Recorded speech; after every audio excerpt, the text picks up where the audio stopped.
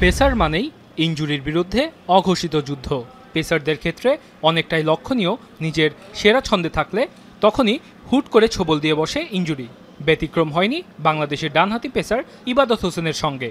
যখন ভক্ত সমর্থকরা তখনই ইনজুরির করাল থাবায় লম্বা সময়ের জন্য ছিটকে যান মাঠের বাইরে। প্রতিযোগিতামূলক ক্রিকেটে সবশেষ ইবাদতকে দেখা গেছে ২০২৩ সালের ৮ই জুলাই। এবছর পেরিয়েছে, এখনও আছেন সেই পুনর্বাসনের প্রক্রিয়ায়।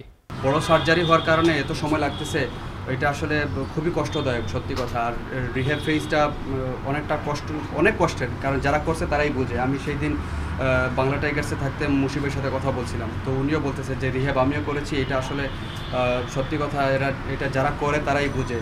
তো আমার কাছে যেহেতু অনেক সময় লাগতেছে, এটা আসলে কষ্টের, কিন্তু এখন যে অবস্থায় আছি আলহামদুলিল্লাহ নিজেকে অনেক ভালো লাগতেছে। এই যে পাকিস্তান সিরিজ থেকেই আন্তর্জাতিক ক্রিকেটে দারুণ ব্যস্ততা শুরু হবে টাইগারদের। নাজমুল হোসেন শান্তর নেতৃত্বাধীন বাংলাদেশকে পাকিস্তান পর্ব শেষে ভারতে উড়াল দিতে হবে, আর সেই সিরিজ দিয়েই ফেরার আশা ইবাদতের।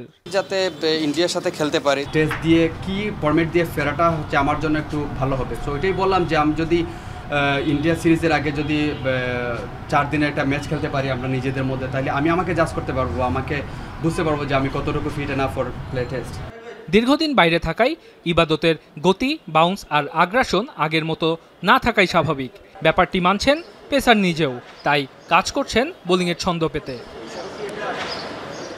ওয়াসিউল হক পান্থ, এখন, ঢাকা।